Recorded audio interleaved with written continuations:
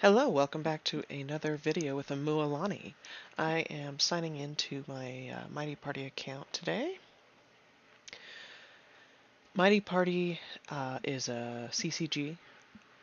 It really is quite fun. There is a heavy pay-to-win aspect, but you can play it completely free, which is what I'm doing.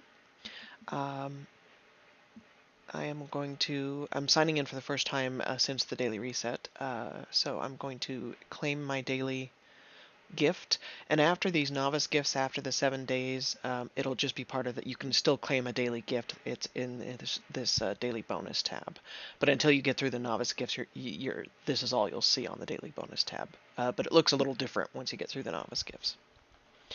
All right. I am going to also claim or click on rewards, and I'm going to claim these. These I will explain later. These are all used in the guild, but we can't do anything in the guild for another, I think, 4 days, because we joined a guild and then left and joined another guild in the same day.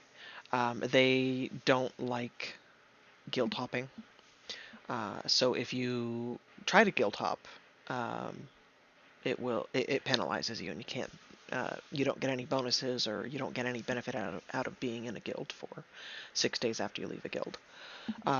If you get kicked though, for being if you join a really active guild and you're new and they're really low troop count, and you get kicked, a lot of times you can join another guild and still have access to the guild stuff. Um, I do have a previous video where I joined a guild, and I kind of went over what to look for, but I can go over that again here. But so I'm just going to claim them. I'm not really going to explain what they do until I'm able to uh, show you what they do. I'm going to click on the news because there is a news. They did update the maximum level of all the cards. And there is this Harvest Festival celebration. It does have kind of a calendar of what's coming up this month. And right now there is a special Divine Arena going on. If we get to League 19, I believe we unlock Divine Arena, and we may get access to it. Divine Arena is a free play mode where you get 2 epic chests, and it refreshes once every couple of days, and you get to try they are set decks with different warlord skins, and you get to try different things. It's kind of fun, but every once in a while they will make it so that you get a legendary chest instead of an epic chest, and that's what's happening with this Divine Arena for the next 2 days. So I'm going to try to get to Divine Arena and show you that. But first I'm going to click on Guild and show you, since we had mentioned that. If you are looking at if you're not in a guild, you won't see these tabs. You're going to see, I think, a join or a create, or there will be a list of guys here. If you're in a guild, the only way to look for another guild is go look at rankings. And you can search for a specific guild up top if you want. I'm just going to click on one. Now, these are the top 100 guilds. You're not going to get into the top 100 guilds as a new player, most likely. Reason being is you have a very low troop count, and troop count matters very much to the top 100 guilds. But I will click on them just to show you what to look for. So if you're looking at a guild and you're looking to join a guild, something to look for is here on the left, you look at the names, and under the names it has their last visit, which means when they were last online. The 2H, that means 2 hours. The 9M, that means 9 minutes. So this is a very active guild. As you can see, this guy has been offline for 2 days, 20 hours. So he is, so far, looks like the only inactive. And usually, okay, so there's 2 inactives. Usually in the top 100 guilds, if they have an inactive, they get kicked pretty quick. Unless they say, hey, I'm on vacation, or stuff like that. So, but if you see this type of activity in a guild that you're looking at and you're able to join it, that's a good thing. It means your guild is active. The other thing to look at is you want to see if any of the members have numbers next. It doesn't matter what the number is, as long as it's not 0. If every single member has 0 next to that, and you see a lot of multiple days as being last online, it means that that guild is not active, and you're not going to get much from that guild, if anything. So that's a bad guild to join.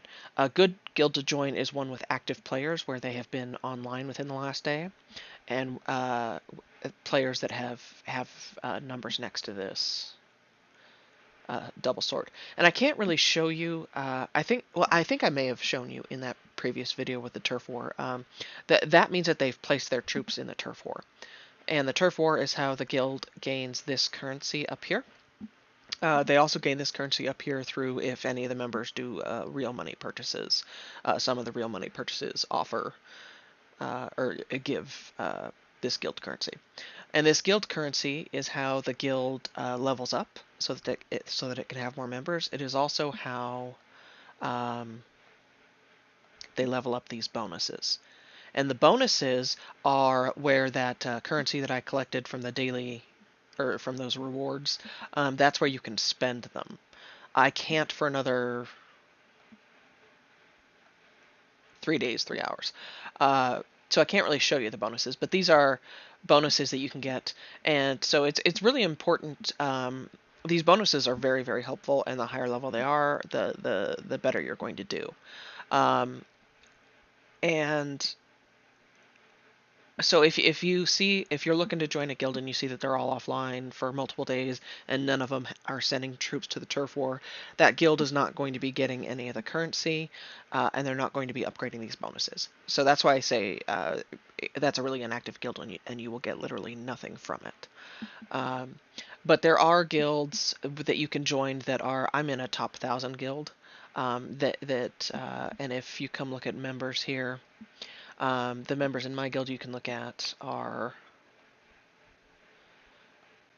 most of them have been on in relatively recently. There's only 2 or 3 players that have been offline for more than a day, and then as you can see, there's numbers left here. There are people that are. This is shortly after the daily reset, so it's not, or the turf war reset, so that's why there's not many players that have sent their troops. And turf war, I will explain once I'm able to send troops to the turf war. I will explain it in its own video. But right now I can't. I believe I can't click on tiles. Oh, I can click on the tiles. You know what? I'm still gonna do a separate video for the turf war in which I explain turf war, and I'll do a separate video for the guild bonuses as well, so that they can be short videos that you can go and reference again and again if you want to. But and then the purple stuff you can spend in turf war. And the purple stuff we got as rewards as part of the guild bonus.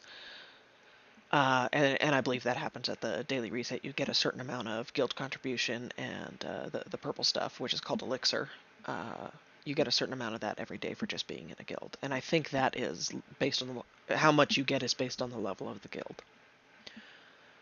All right. I believe.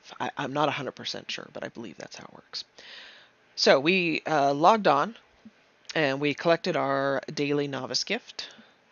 The other thing I like to do when I first log on is I like to come and claim. I'm backing out of this. That is, if you ever want to get back to that menu, it's just that right there, and it's got 11 days 9 hours left on it. And I'm going to collect the journey gifts because it's probably maxed out. Yes, I've been offline for 12 hours, so I'm going to collect it so that it can start collecting again. Yay, more gems, we leveled up. And now rank literally means nothing except when you rank up you get free gems. So the rank does nothing for you. And then I'm going to click on deals and collect my daily free. I get free 20 gems and 1,000 gold. And if you forget, it's not that big a deal. It's just a free 20 gems every day. It adds up over time. So I do like to remember to collect it. I am going to come and do the gold mine so that we can possibly collect it again later. So I'm going to come and fight the gold mine.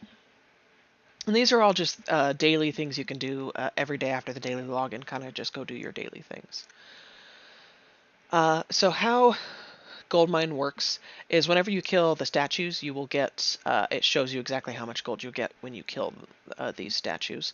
And how you get more statues is you attack the warlord, the Philosopher's Stone. Um, and the idea is you can only summon 12 statues per turn. That's the maximum you can summon by hitting the Philosopher's Stone. And the goal is you ideally want to summon 12 statues and kill those same 12 statues every turn. And that's how you really maximize the gold. So you want to pick things. So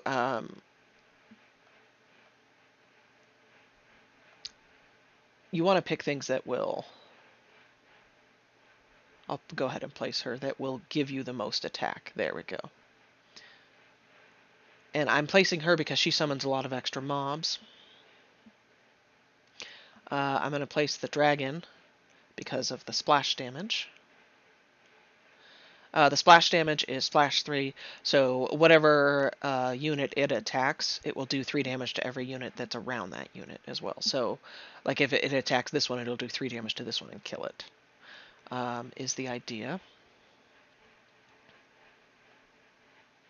And we will go ahead and place him there.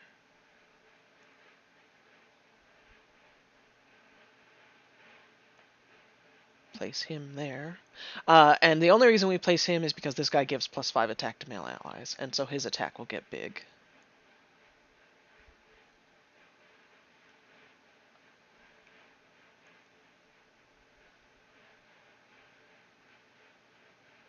And you'll see the 3 damage around it. And because we didn't start with Mother Owl, we may not get as much as we had previously, the 16. Oh, we did, 1642, very nice. But so that's kind of the idea behind Goldmine, is you want to, the splash damage is huge, anything that kills multiple is huge. In our case, I'm going with the attack buffing just to make sure that we're able to kill the statues with just one attack. If you're getting more of the block deck, more of the order heroes, the ones that summon a bunch of archers behind them, that's good because you're just getting more units, and then anything that you have that will buff the attack of those units. So Bard, for instance, which let me go look at the order. So Bard, she gives +1 attack to order allies. So when you place her, the plus hearts doesn't matter in Goldmine because the Goldmine doesn't attack back. So any healing you do, ally warlord healing, hearts, that stuff is not going to be real helpful in the Goldmine. You want the plus attack. Or the in the chaos, where is he? So like the guys that have the multiple attack, the extra attack. If you hit that Philosopher's Stone twice, they'll get 2 statues out with just 1 unit. So the multi-attack is a really good early Goldmine strategy. And because you can set up, so the bear, I can have a different unit than if I go and do the Adam. I can have a completely different deck on Adam. On Trixie, it's the same thing. I can have a different deck on Trixie, and on the Void, I can have the same thing, a different deck on the Void. If you're going to go with a gold mine deck because you want to maximize your gold mine farming, my recommendation is in the early one, set that to Trixie, or set one of your warlords as your gold mine deck, one that you're not using. That way you don't have to always swap out your units every time.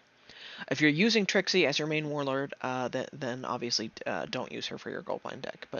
But for me, I am going to set up a gold mine deck.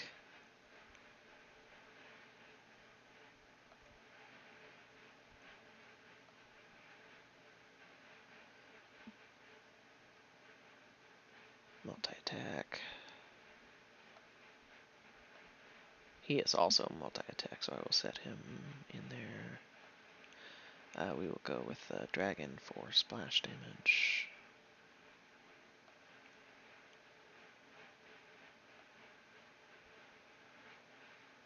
and these two do the buffing, um, attack buffing. And we can give it that a try next time Goldmine is up, and just kind of see if we get more units, or if we want to continue doing it with the bear because we have all nature. Um, Oh, we never did. So the Void Spirit, I'm going to click on him so that you can see what he does. He freezes all enemies for 1 turn is his first skill, and then he summons a ranged demon 18/2 with freeze. That means whatever he attacks will freeze for a turn. And if you don't know what something does, you can click on it and it will explain it. It freezes enemies, making them unable to attack. And it tells you it does it for 1 turn here in this case. Which I think actually all the freezing stuff is for 1 turn. I'm not sure if there's any freezing stuff that's for multiple turns. Um, but so that is something that I do recommend. Is once you have unlocked Void Spirit, which he unlocked, I believe, at League 20, is go and brawl. If you're waiting and you filled up on chests, go and brawl and just try different decks. Try the same deck. If you're only leveling one deck and you're saving your level ups for high growth, like I recommended, try that same deck on all 4 warlords and get a feel for the different warlords because they do play a little bit differently. And just go do some brawling and figure out which warlord you like. And then based on that, in general, a Void Spirit has no, he doesn't care if you have chaos, order, melee, range, or he just likes ranged. So it's his third ability, I believe, gives ranged extra attack for a turn. So he likes ranged. Adam has an ability that gives plus attack to order. The bear, his third ability gives plus attack to nature. And then Trixie, her first ability gives plus attack to chaos. Now, of course, you can play anything you want on any warlord. It's just if you play nature or order on a Trixie, they're just not going to benefit from her first skill, but that's okay. They don't need to. But that's just kind of a general. If you are getting a lot of order with the summon guys or the block guys, you may want to go with Adam just because he will give them plus attack once you unlock his third skill, which unlocks at Adam level 21. So it's just a recommendation, just a thought about the warlords. Oh.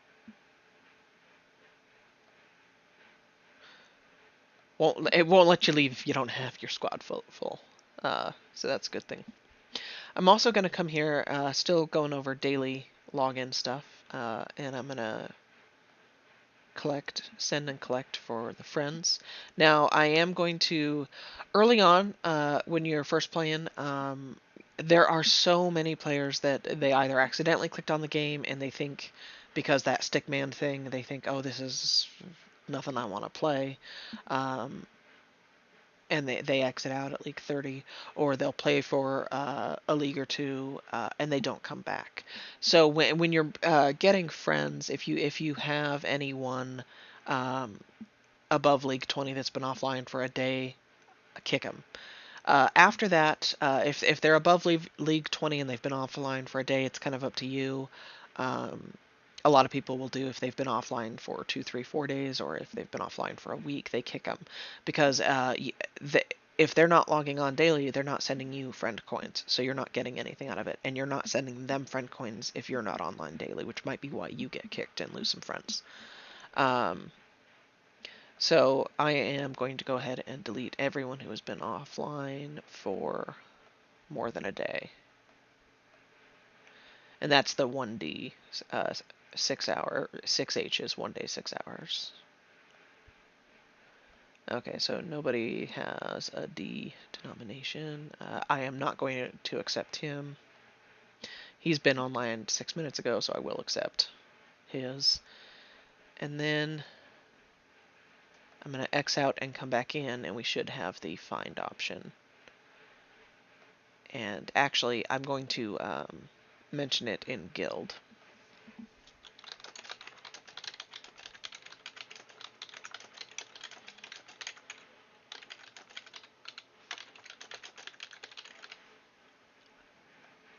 and that's a good another place to get if you're in an active guild, and you've done you've done that search that I showed you where don't join a guild where the members have all been offline for multiple days.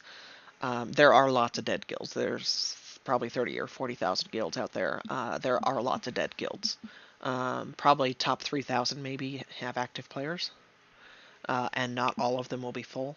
Um, so if you're joining like a ranked number 30,000 guild, where the members have all been offline for several hundred days,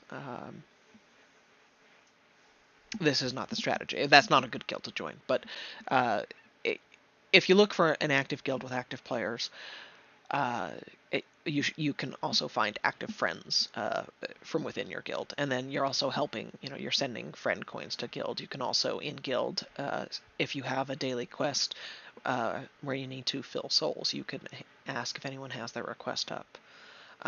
So looking for friends in guild can be helpful. So I'm gonna wait and see if anybody um, sends me offers. The other thing I like to do is if anyone does have soul requests up, I will go ahead and fill those, but nobody does. And then I will go to my squad and request the hero that I want. Which is, I think, I'm still going to go with the Blue Owl, because that's our only legendary right now. And you can request every 12 hours. So you can request twice a day if you're kind of on top of it.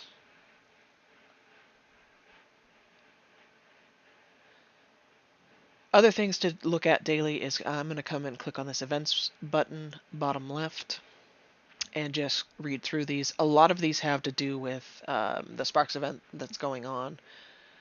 This Roots of Might is a lot of these will have to do with the store. This is a nature only summons. So you can come, and it's going to be like the demigods, where if you come and click on the eye, it'll tell you you're going to get nature only heroes that you have unlocked in your collection. It doesn't mean you're only going to get heroes that you have. You might still have heroes unlocked that you haven't collected yet. But it will pull from the pool of heroes you have unlocked, but it will pull only nature heroes. And that is true for rare, epic, and legendary. And if you do a times 10, it is just like the demigods where you are guaranteed one legendary. So this I don't recommend doing early on. If you're doing a summons early on, you really want to kind of do demigods um, and fill out your whole collection, because early on, the first couple of months, your deck is going to change every week with every legendary that you get. And with every event, it'll change. And it will take you a while to kind of figure out what playstyle you enjoy. From there, once you know kind of what deck you want to play, if you want to go nature only, then absolutely, I do recommend you can do the nature only, and there are order only and chaos only summons as well. But that's why it's good to check those events to see if you've been waiting for an order only summons. It's a good thing to check for when those do pop up in the shop. It's going to be the same thing where I'm going to click here, where you get the discount. So if you were to summon singly one time, it would be 149 gems times 10, so it would be $14.99. The times 10 is already discounted for $12.99, and sometimes you will also see in those events you'll get a fable for a times 10 demigod summons will cost like 8 or 900 gems instead of the $12.99. And if you summon multiple times in a row, you also get an additional discount for each time you summon in a row, up to 3, I think. So there are discounts all over the place. The times 10 is just better. It's also the only way you're guaranteed a legendary. If you do 10 single summons, you have a 2% chance only on every single summons to get a legendary.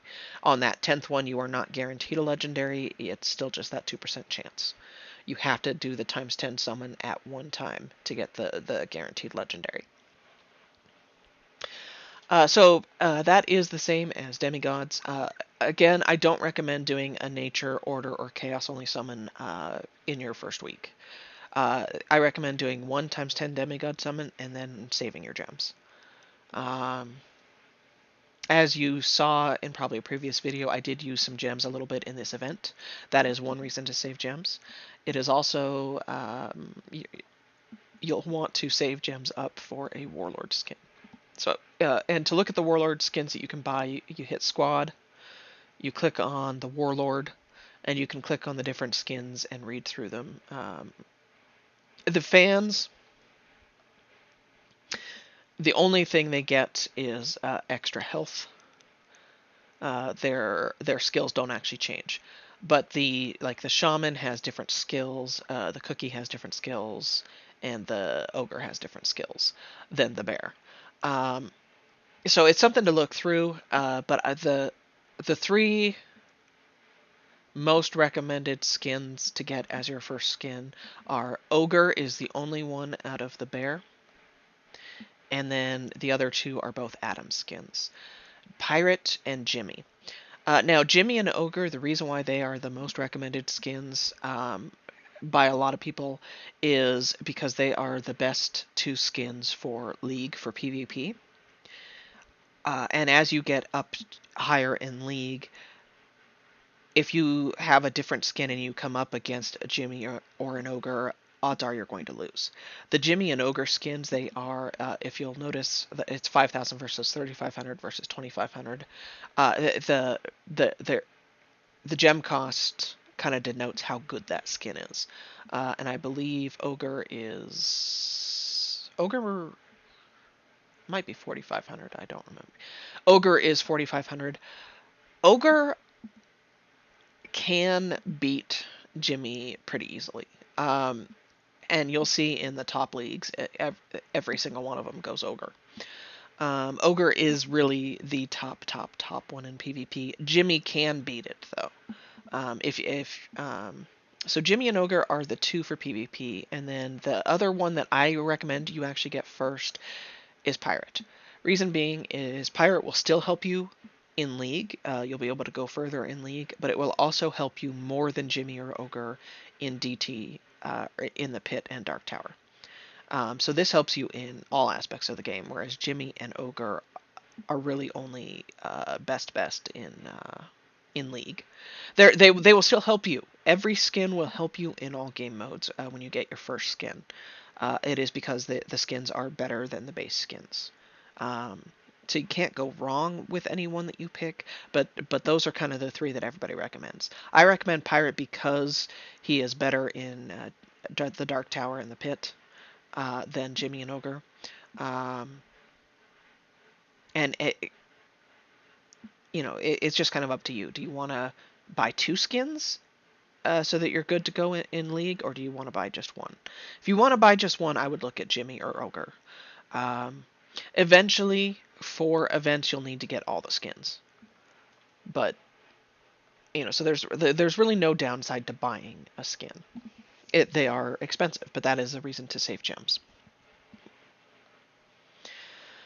Okay, now we're going to go, and we're going to click on the event. The other thing that happens with the daily reset, if you have an event going, is the bosses all come back up. And because we've been offline all night, we have all of our key attempts. And if there's something I don't think I mentioned, let me go ahead and do my instant win here, is that you will get a free key attempt every 2 hours. So right now we only have 7 bosses unlocked. There is no need for us to farm Brawl to get more boss attempts. Because we will regen. We're going to be able to kill 5 now. And actually I'm going to hold off in case...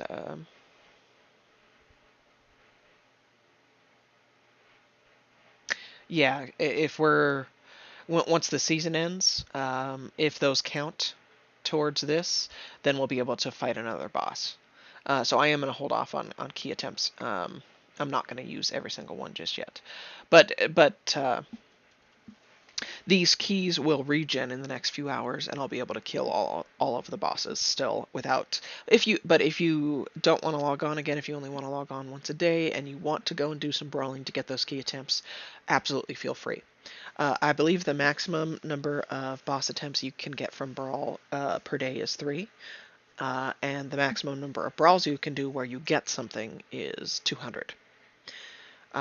So those 3 attempts might take you 200 brawl attempts. It is an absolute grind to grind brawl attempts, and if you're only getting into Chapter 2, there's really no need to farm brawl attempts if you log on more than once a day, because they do regen. You get, in a 24-hour period, you're going to get 12 keys, depending on how often you log on. I think the maximum, well, obviously the maximum you can hold as a new player is 5. I don't know if that goes up at all for free players, but if you have VIP, I do know it goes up, and you can hold more key attempts, and you start with more key attempts. Really, where the brawling comes in handy is that first day, so that you can brawl to get the extra boss attempts as you're doing the event, because when you first start, you'll only have 5, which is enough for Chapter 1 only. All right, and now we are going to go and claim or fill up on chests. And we get sparks for all of these chests that we're getting. And we've got 2 hours on the season reward. We'll get 2 epic chests. Each will contain 150 purple souls. So that should get us enough to get past that node.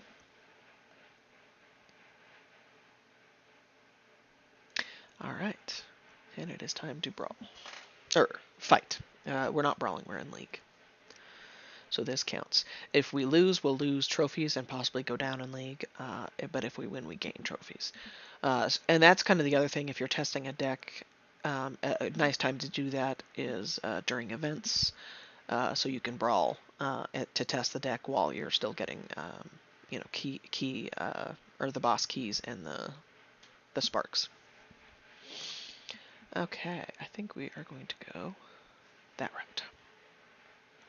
We will let our spikes kill that guy. All right.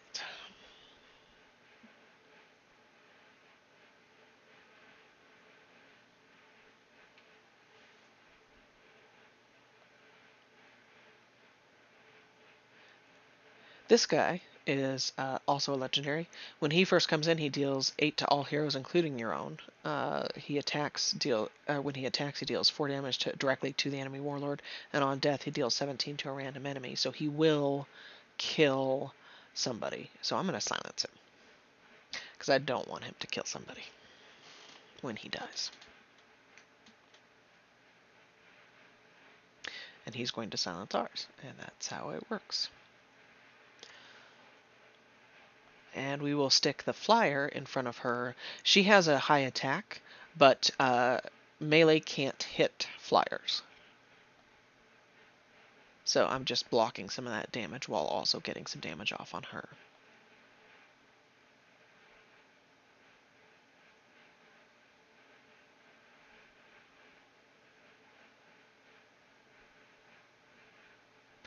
And nice. We did unlock the ability to get epic chests, which I'm going to click on and look at, and we'll get 50 epic souls when we get that, which is, if you go and look, 50 is enough for the lower level ones to level them once. Up to, it looks like, level 3 we need 45 souls to get to level 4, and then at level 5 you need 80. And so yeah, the amount of souls that you need per level goes up. But that's exciting, getting some more epics.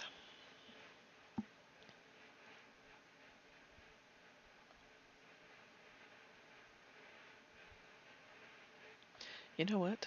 I think I will. So this one, end of turn, it deals 2 damage to all enemies. Is just kind of a nice way to get some extra damage off.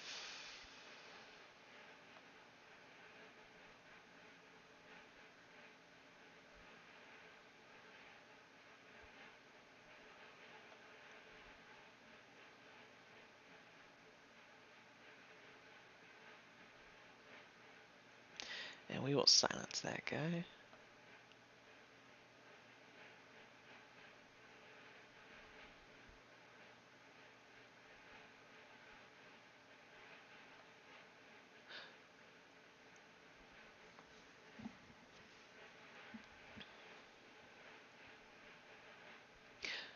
And the part where he comes into play and does damage to your units as well, there is a playstyle that encompasses that.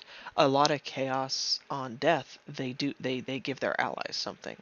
So if you play those guys first and then play that legendary and kill those guys, you might be giving your legendary those death bonuses. So it is he is a fun um, and very different playstyle. There is lots of stuff that on ally death you can do like damage directly to the warlord, and there's a whole playstyle built around that, killing your own units.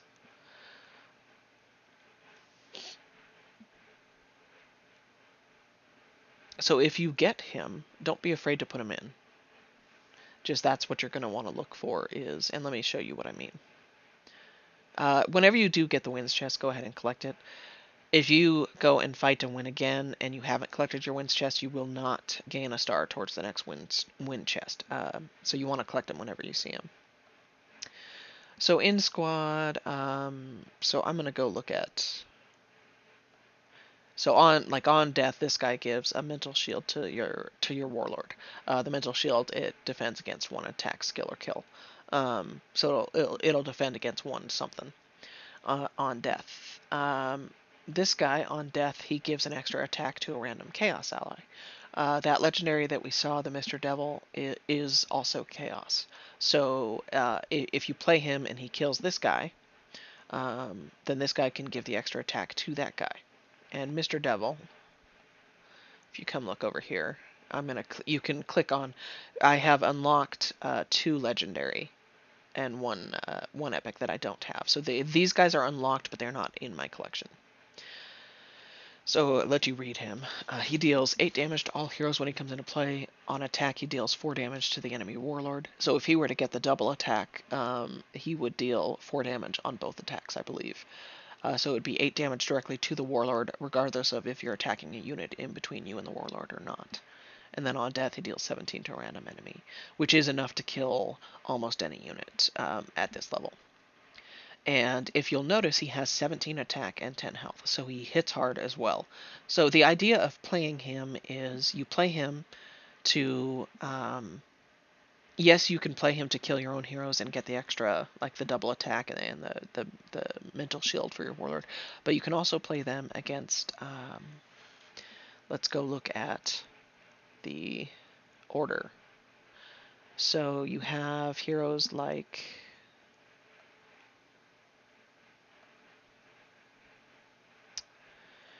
this guy, which summon the archers behind him, and there's a lot of that in order. There is a lot of summon extra units. In particularly, I'm going to show you this guy. This is an order legendary that we have not unlocked yet. When you play him, he summons 2 archers behind himself, and on enemy death, he summons units in the front row. So he'll summon melee in the same row as him, and then the archers go behind him in the same lane.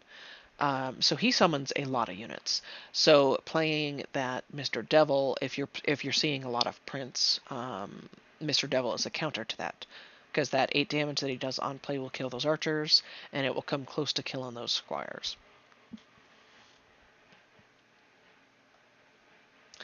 And the damage that he does, there's also a Sir Lancelot that does a lot of gives block, and attorney gives block 2 to all allies. Block does not block the type of damage that comes from... It only blocks direct damage. But the damage that Mr. Devil does gets around block. So if you're facing a block deck, this is also another way, or Mr. Devil's another way to do a lot of damage to block. So there are a lot of uses for Mr. Devil. If you see him, don't be afraid to try him out. And play him for more than one round. Play him against multiple types of enemies. Try multiple different types of units in your deck. Because the on death benefits. I think there's also some like on death stuff in order as well. But that's just something to look at, is to see if you have, look at your whole collection. Don't just look at chaos. The chaos, there are definitely some stuff that on death it gives does stuff. Looks like that for order, it might be event only heroes that do the on death stuff. Or we don't have any of the ones that do on death stuff. But so that's something to look at. Depending on what you're getting, you look at your whole collection to play, and you can really build a deck to play around your best card. So here is that prince guy. He summoned the two archers behind him, and then he killed a building, and so he summoned the 310 squire as well. And that is a playstyle. If you do get the prince and you go first and you play prince first, you want to place him so that he kills something, so you do get the extra spawn. So first turn he played 4 heroes basically. So I am going to do the spikes, and then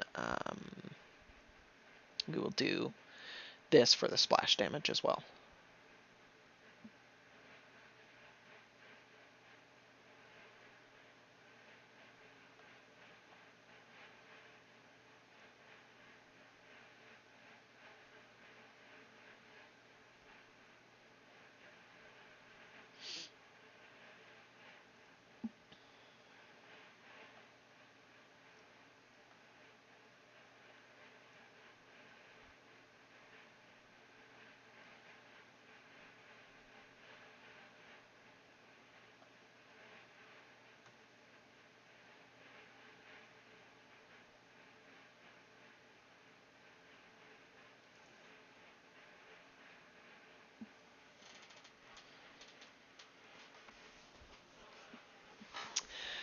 So she has the mental shield, which will the first attack will take the mental shield, and then we're gonna go ahead and play her over here, and then the 25 she'll kill her.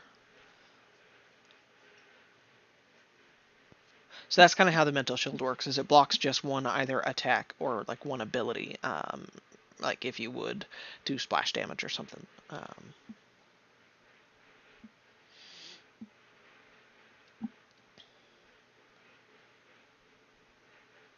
And that's another order kind of only mental shield thing. I'm there might be units in nature or chaos that give mental shield, but they're very few. Almost all of them are in order, so that's and there are units that if a mental shield gets popped, they'll do damage to you, type of thing. So their mental shield is another deck type. You can build around mental shields.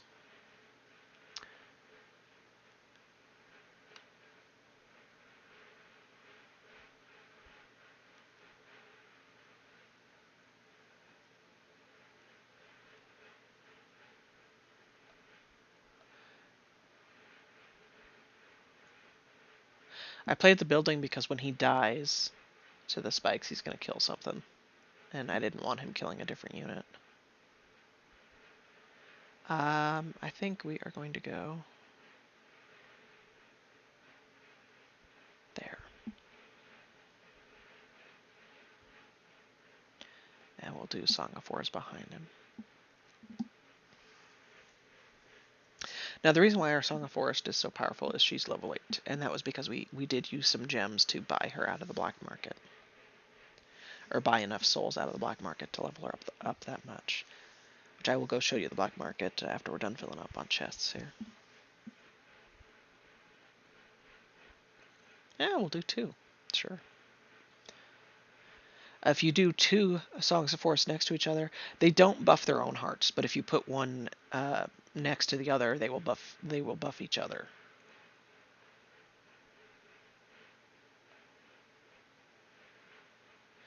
And now we're just getting really, really big attack. You get 2 Songs of Forest going, and she's really going to go nuts. With a Mother Owl, it's a beautiful combination. All right. And again, the daily, you want to keep collecting up top. This is just for daily activity. And now if we're active for another 20 minutes, we can collect this. And I believe there are 5 rewards. The last one is you'll get 20 gems. So between that and the 20 gems that you get from the deals, and I believe 20 chests or 20 gems that you can get from the final daily chest.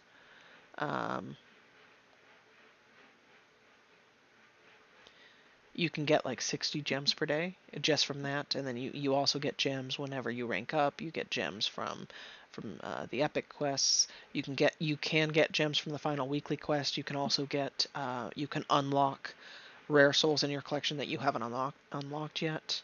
Um, you just get you do get gems all over the place. All right. Now this is the start of the new weekly mode, the Dark Tower, and now we will have a whole week to do Dark Tower. So in Dark Tower, you do use heroes from your entire collection. Not if you have unlocked a hero but you don't actually have it in your collection, you can't use it in Dark Tower. You have to actually collect it from somewhere. Um, but it does use heroes from your collection. And you do earn copper coins for every fight, every loss, every win. You get more. As you can see, you'll get 180 if you win, and you'll get 10 if you lose. And up here on the top left, you can have 3 defeats. And then the skull will go away. It takes 12 hours for it to go away. So over the course of the week, you will get lots and lots and lots of attempts. And I am going to go ahead and show you Dark Tower.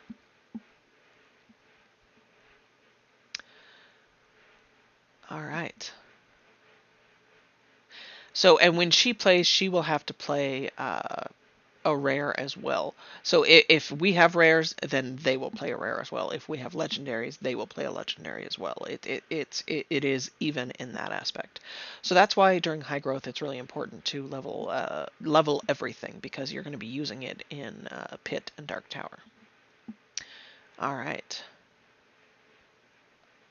I think I will do this guy because he kind of hurts. We don't want him placing stuff behind this tree. And we will do spikes now. And I think we will do end of turn, give block to our units. It just means we're going to be taking that much less damage. I will do a flyer here, because his guy with 7 attack will not do any damage to our guy.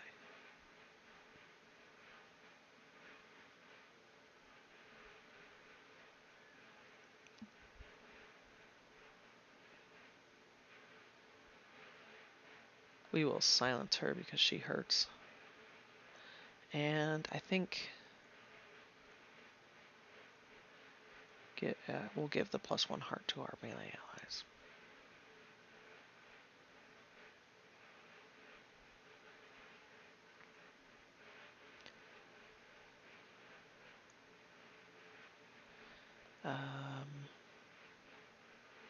We will do double attack guy, do some damage.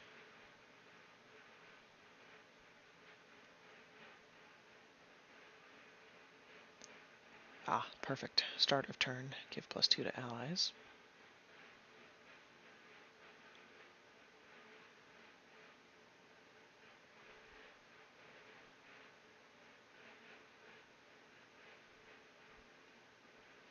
And this is perfect. We will give a mental shield to our ally. Oh, but 9. We're still...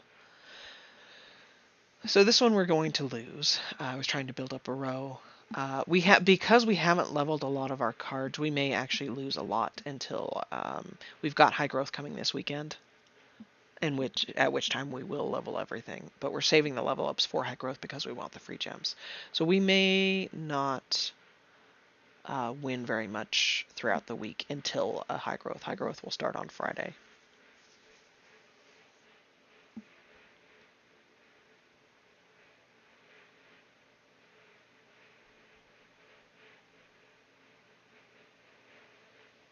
I think we'll do this guy, because on death he gives something.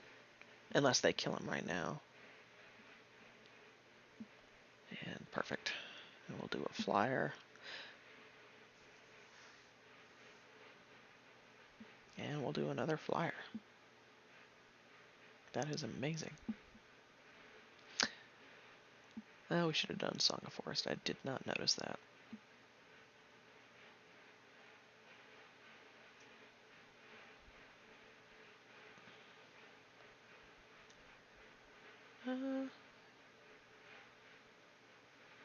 just to get some extra damage off. Okay, we do want to do spikes because we want her to die. We will give Vampirism to a random ally. Nice, and it gave it to our epic dragon here. So the Vampirism 2, it will do 2 extra damage, and he will heal for that 2 extra damage. Is basically what that amounts to. And we'll do the Death gives mental shield to our warlord. They tend to like to. This is one of the. These are the heroes that we've unlocked this event. Our entire front line, actually. And we get the dragon again. I love it. So now, unless they play archers, they can't get through our front line except for the guy that on death gives mental shield to our allies. And we will place the building. Because we have the entire front line full, or front row full, we don't want to be playing other melee guys, because melee guys that are behind a melee guy don't attack. So we did win that one. Very nice.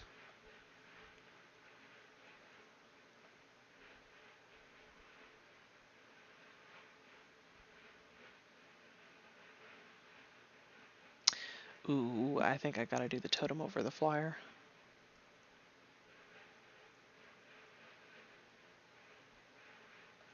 And we'll do another totem over here on the rune that gives it +2 hearts every turn. So that's perfect. We'll do spikes.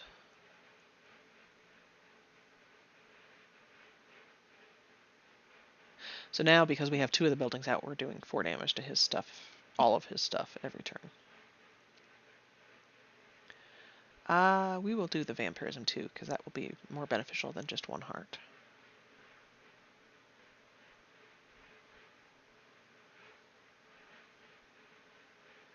And we'll do it again.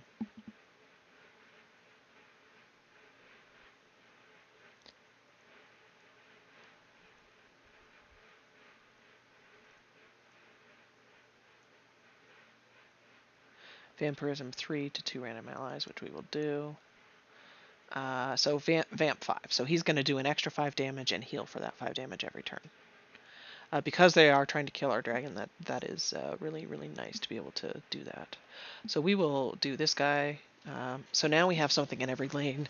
They can't attack our warlord without going through something in the lanes. Heals ally warlord for 6. We'll go ahead and do that. And we'll also just kind of protect our building here. So we are being able to do that because we've got 2 of those buildings, being able to do that 4 damage to all their units every turn. That's really, really powerful. Flyers are also going to be really powerful early on because not everyone has a lot of range. There's a lot of melee in the early game.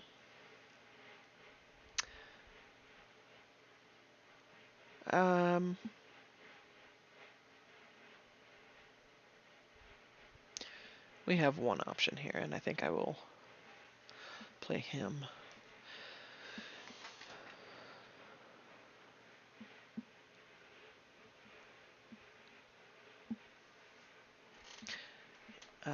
We will play her here. So now all we can play is a ranged or a building next turn in that slot. And this time we got 2 chests plus 200 coins.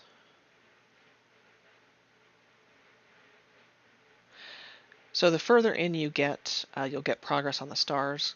With each partial star that you get, you'll get more rewards. So for the win, you'll get more coins, and you get more souls from the chests. And eventually the chests will turn to epic chests, and eventually legendary chests. Now, when you're first playing, I don't know if it can be legendary chests. If you get to the final star, I don't know if it's legendary chests. But eventually, it will be legendary chests. And then the shop is where you can use this currency. And this was what we did, was we had the Song of Forest in the 1600 slot last time. So we got 400 souls of her. Now you could, if you wanted, Again, this is just going to draw from things that you have unlocked. We have unlocked Sir Lancelot, but he is not in our collection yet. That's why he's able to show up here, is because he's unlocked. Um, and eventually, this whole bottom line will be legendary, so you will be able to get the legendaries for the coins. So I do recommend kind of saving the coins. We did, because we were starting to struggle, spend coins plus a little gems. So we only have 600 coins. If you click here, you can buy the missing coins for gems should you wish to. I'm not going to. That's a lot of gems. And we don't, honestly, we don't play the purple owl that much. The Song of Forest we play a lot, and it would be 33 gems for the missing coins. Or we can continue fighting. We can get 2 more defeats, so we can continue fighting, which is what I'm going to do. You do also get the event sparks for doing these game modes and getting the winning and getting the chests. You see, they've got the flyer. All right. And we're actually going to do the same thing, just in a different lane. And we're going to let his flyer kill itself on the sparks.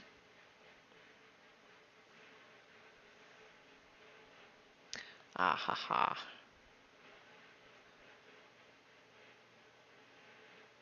Do 2 damage to everything. I love it. And Song of Forest. That will be GG.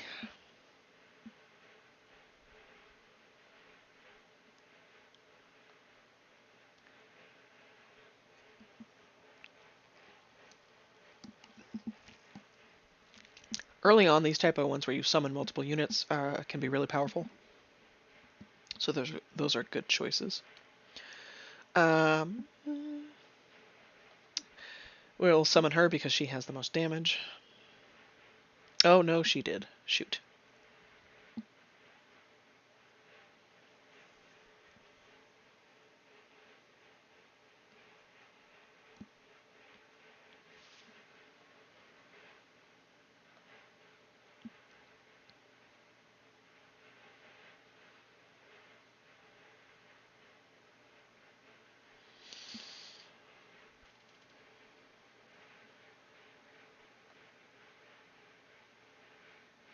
And we're going to do another Song of Forest.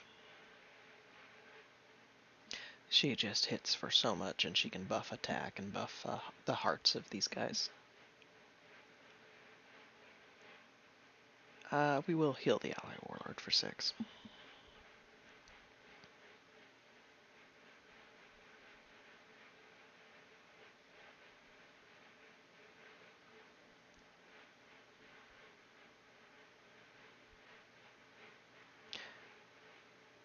And you see, we did get, so we opened 3 chests, so we got 3 chests worth of sparks, and they were 75 souls each, which adds up to the 225 total. So the further in you get, the more chests you'll get, which means the more sparks you'll get. And then when it switches over to the next higher level of chest, then you'll go back to, it starts at one of the next level of chest, and then you'll get 2, then 3. So we had unlocked this one, but we hadn't received it yet. So this is another building. When you place it, it heals all allies for 3 hearts. That it doesn't increase their maximum hearts. It actually heals them. So if they've only taken 1 damage, it will only heal them up 1, and then they'll be at their max hearts again. That's how healing works versus if you just give them hearts, that's increasing their maximum hearts as well as, I mean, yes, it gives them the 5 hearts, but it increases their maximum hearts is what it does. So the healing and giving hearts are 2 different things. And then start of turn, this heals allies for 2. So this is actually a really nice building. Oops. Yeah, I will go ahead and just level it because that will be also extremely. These buildings are going to be early on when you're playing in Dark Tower. These are going to be really good to play when you do get them. Because they're going to boost everything else that you play, and they don't get silenced by the bear. The bear does not silence buildings.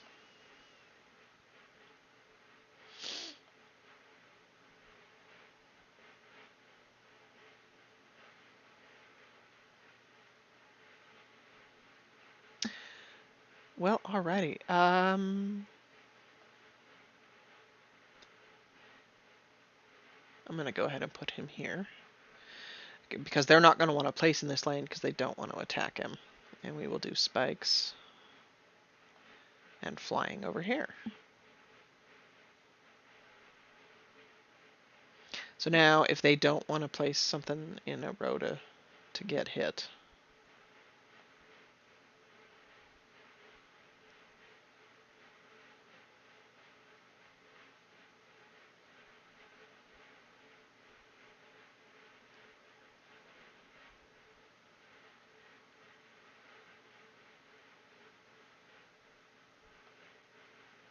so we will go ahead and play this guy. When the enemy warlord is attacked, it heals your ally warlord for 3.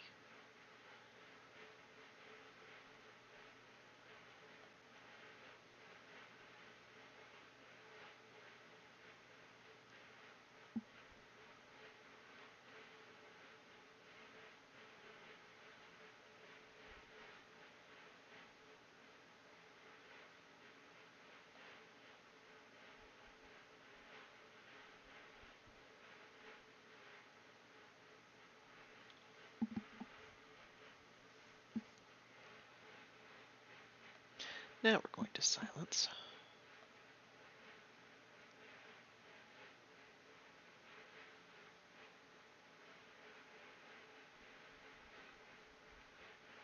Oof. That hurts.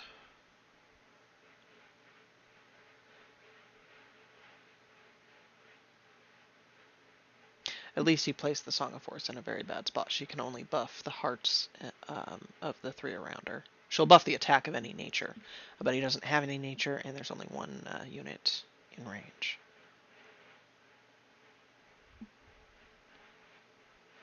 And with us, the dragons doing all the splash damage, we're going to be able to cut through those hearts very nicely.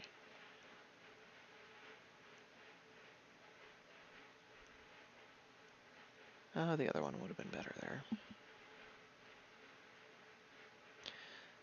Oh, nice. We will do the owl.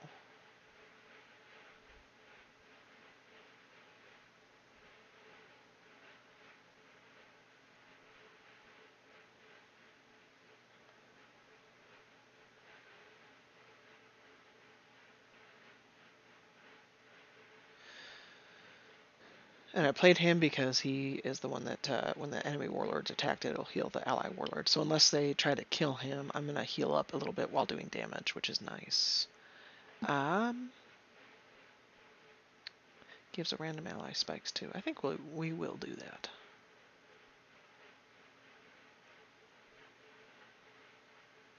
Not sure who it gave the spikes to.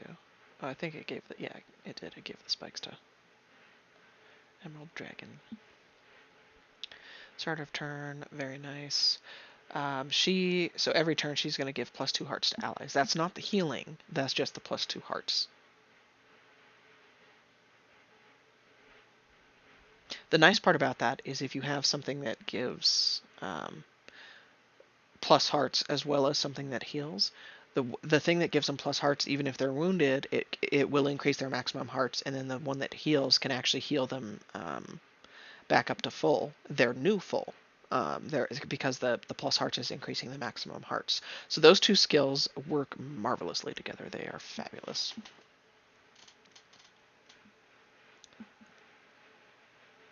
All right. And now we are back up to. So now we are at. So it does look like we will get the legendary chest. This is the normal progression of Dark Tower. We will get 1 epic at 50 souls, which is, if you go and look, that is what we need, is epic souls from chests. I know it says from Hall of Fame or from summons, but the Dark Tower and the Pit chest do count for stuff like that. So let's go ahead and we're just going to keep going then.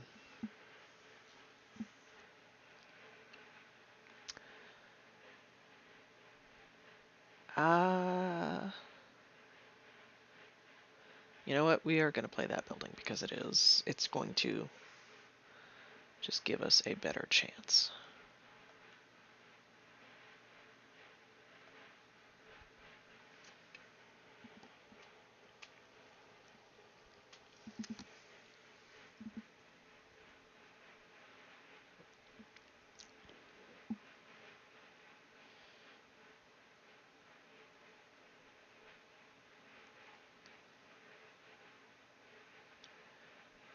We don't have any frontline out. We'll play him because this guy is a male, and he gives the +5 attack to male enemies.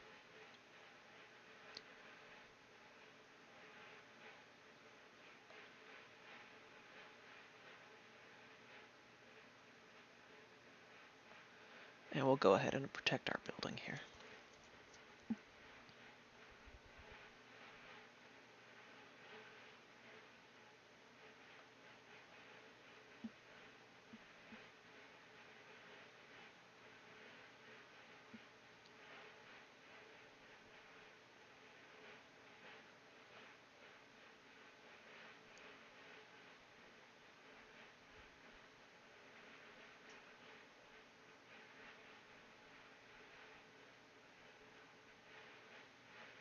We're gonna go with the splash damage.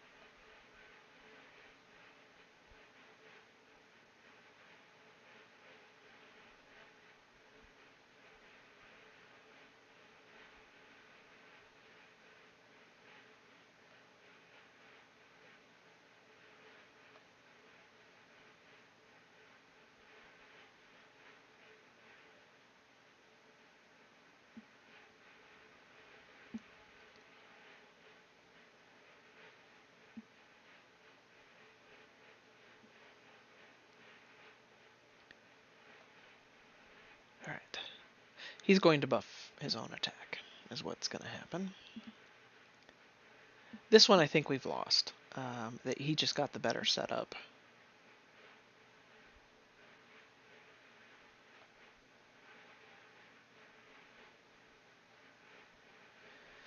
And that's what happens if you get multiple lanes going. You're in Dark Tower. You are probably going to win. They're not going to catch up and kill you. At least not in the early game. Later, once you've been playing for a few months and you have more of the legendaries, you get a lot more options. And as you can see, we haven't been drawing the legendaries. When it's this early and you only have one legendary, it doesn't give you the option for drawing from legendaries.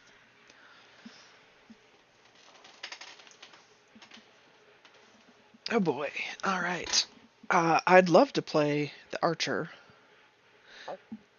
but playing an archer with nothing in front of it it's just an easy kill for them. It's an easy counter for them. All right, and there's the spikes.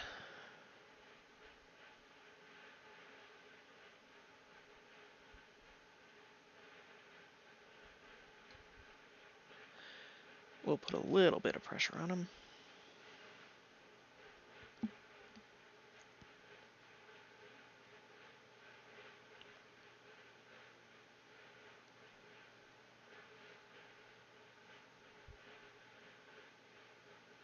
So on death, he gave the double attack to this guy.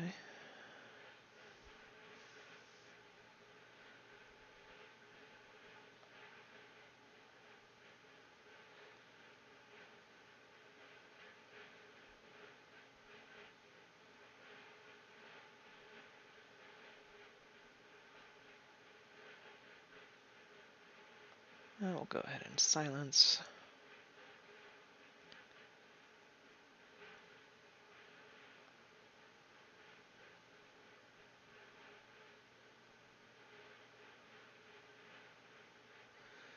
He's getting all the units with the splash damage.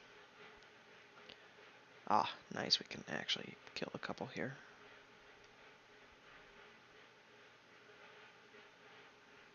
And we lose again. And that's okay. And that's kind of how Dark Tower goes, is every win you get, the idea is your first match is supposed to be someone with similar troop count to you. And then with every win, your opponents are supposed to get harder, and then with every loss, your opponents get easier again. And so that's kind of the ebb and flow, and that's why this is a weekly uh, weekly thing. As you can see, we still have 6 days, 11 hours um, to play this event. Now we do have, we could buy some more of her, which I'm going to click on her, and 200 will let us level her again. I think we will go ahead and buy that. And 100 would let us level the dragon, which we could buy if we wanted. It would cost us 17 gems, which I'm going to do. You don't have to spend gems in this way, and honestly, doing it for epics is not always the best idea. I did it for 17 gems there, and I think I did it for 33 gems on the other video. So overall, it was 50 gems or less, which is less than a day's worth of free gems. And those are two that are really, really good in my deck right now. And the flyers are just going to be really helpful in Dark Tower. All right. Oh, while we're still active in play, I am going to collect. So we've got another 20 minutes and we can collect her. I am going to level the units in my deck, and only in my deck. I did the building just because of Dark Tower. It turns out it didn't help us. It actually probably lost us that match. So I probably shouldn't have leveled that one. But so I, for the most part, I will just level stuff that is in my deck, and I'm going to save everything else for High Growth. High Growth is another weekend event that is, you get gems for leveling up your heroes, and it goes in stages. So I think the first stage, they recently just changed High Growth, and I've only been through one High Growth with the new system, so I don't remember the exact numbers, but it's, you level like 10 heroes and you get, 50 gems or something. And then the next stage you have to level 20 heroes to get 100 gems. And with each stage you get more gems, but it requires more level ups to complete it. So when I say save your level ups, that's what I mean is to get a decent amount of gems, you have to have a lot of level ups. And this is true for your warlords too. When you first unlock Trixie, or when you first unlock the bear, my recommendation is play with both warlords and see which one you want to level up, and only level one of them. And leave that one as the one that you're leveling up until the next High Growth. And then you can level the other warlords, and you'll get credit for leveling the warlords. Now, there is also kind of a strategy if you know pretty early on, if you've played before, and you're just starting again or something, if you know which faction you like and you know which warlord you're going to go for, don't level the other warlords at all until you buy those other skins. Because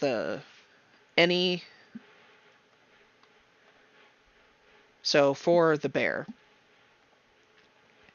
any of the bear skins that I buy, the bear will start at the same level as the base bear.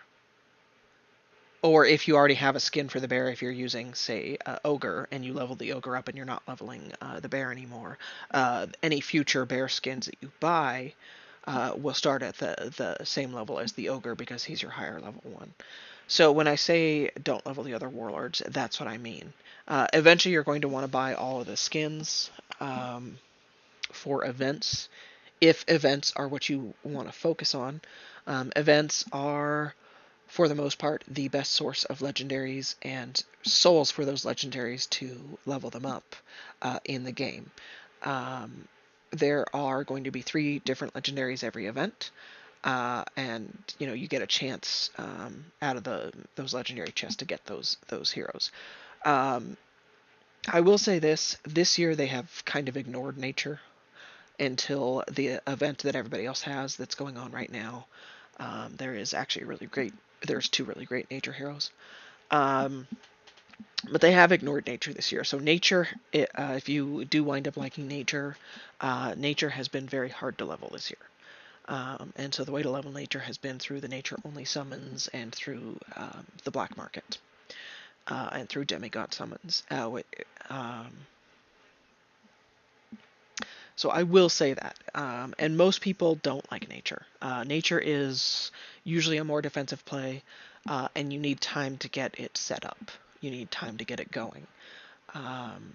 And a lot of the really popular playstyle is the kill him in 2 turns, is attack him fast, kill him quick. And it can be kind of hard to play nature into that as well. And most people don't like that playstyle. So the majority of the game does go with a order or chaos, kill him quick type strategy. And when you are facing opponents in Brawl or Dark Tower or facing opponents in League, they are real players. You are facing their real decks. But it is the decks that they logged off with. What you're actually playing is you're not playing a player in real life. You're playing the AI playing a player's real deck. And the AI is playing the deck that they last logged off with. And it's matching you up with, in League, it matches you up with players, other players that are in, I'm in League 20, so I'm facing other players in League 20. There, so there is that. And then, so you will be facing, the majority of what you will be facing will not be nature decks. In the early game, that's not true. The early game, what you've been seeing, you're just going to be facing what people are getting. Some people are getting nature, some people are getting chaos, some people are getting order. So you're facing what they're getting. Once you get through the first blood event and you're into the events that everybody else is in, most people, they don't spend, because they don't play nature. When there is a nature event, they don't spend gems on the nature event. Typically, this particular nature event that's going on right now is people are spending for it because they did come out with a new hero, and the hero is pretty good. And she doesn't need a nature only deck to be good. She fits in anywhere. So you will see a lot of other playstyles. If you do wind up liking nature, just know that it will take, you need time to get set up, so you need a way to slow the other decks down. Flying right now is a great way to do that in League 20. But once you start getting into League, and I'm not sure what league it's going to be, we'll see as we keep going up in League. But as we get into higher leagues, people will have more range, legendary ranged, and the flyers will not be as powerful. And in the late game, in League 1, they're flying melee you don't see a lot of.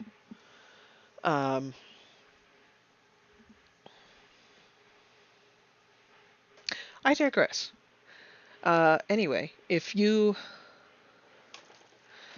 are kind of at a waiting point like I am, I'm full on chess, and I have an hour and 7 minutes on this one. It's going to be 6 hours for this one, so I will log on before the epic chest is up to refill on chess.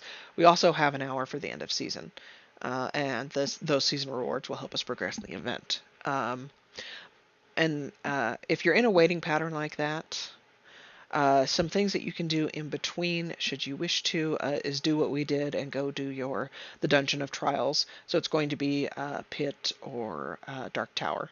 And this week, for the rest of the week, it is Dark Tower. After that 6 days, 11 hours, it will switch back to the Pit.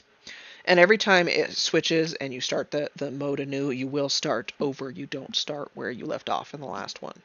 They are self-contained events for the week.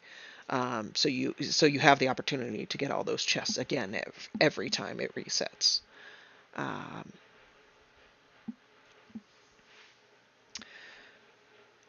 But now we are waiting for our skulls to go down. So we'll get so basically we get +1 attempt in 12 hours. And if we wait 24 hours, we'll have 2 attempts, is how it works. So it's 12 hours per skull. And you earn a skull for every defeat. So you can have multiple wins in a row. As you saw, we had more than the 3 attempts. We did. The stars fill up with every win. You get a half star. So we had 4 wins and 3 losses. So we actually had 7 attempts in the Dark Tower. So you can have any number of win attempts. If you win, then you get another free attempt at the Dark Tower. Basically, is how kind of how it works. With the pit, it works differently. You have an attempt is one attempt period, and you only have 3 attempts in the pit, and you get one attempt every 12 hours.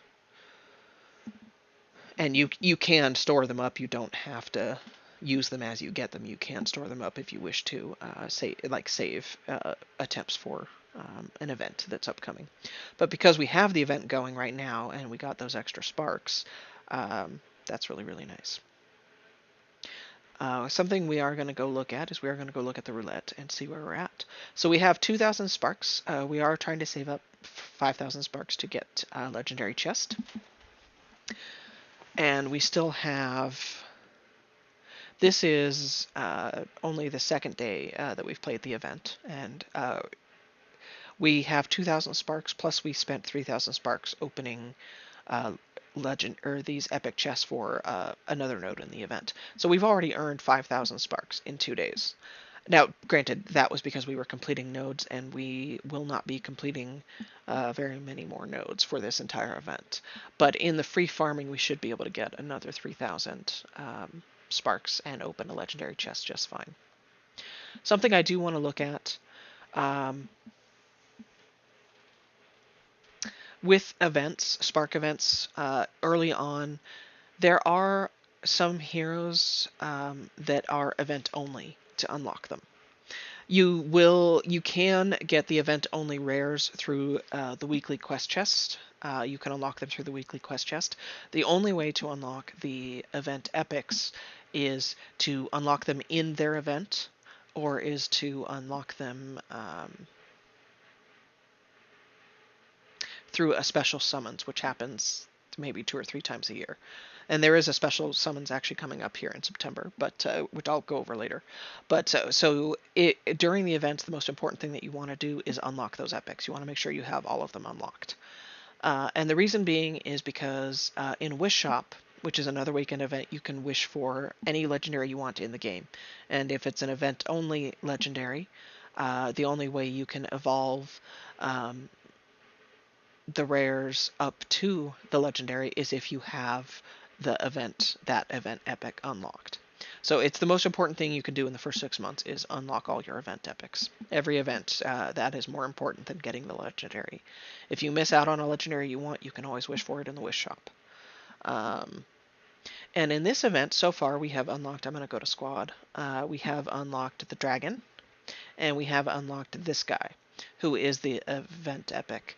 He is the only event-only unlock in this First Blood event. The other two, everything unlocks through League eventually. So the fact that we got him without having to spend extra sparks, it was absolutely amazing.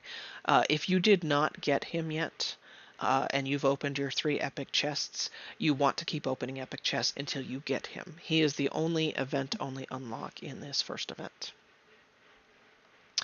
Now, the other event-only unlock, or the other epic we already have unlocked. We just don't have him yet. And he unlocked through League. So in my case, I don't have to keep, I got really lucky. I don't have to keep opening the epic chests. The dragon also unlocks through League, but she unlocks later. And if you wanna know if something is League unlock or not, you can just go into this menu, your League menu, and you click on the big League shield here in the middle. And to the left, you can see the leagues that we've already been through, so these are the lower leagues. The number goes up, so the number technically is a higher league, but how it works is you start at League 30 and you go up in League to League 1. And there he unlocks at League 22.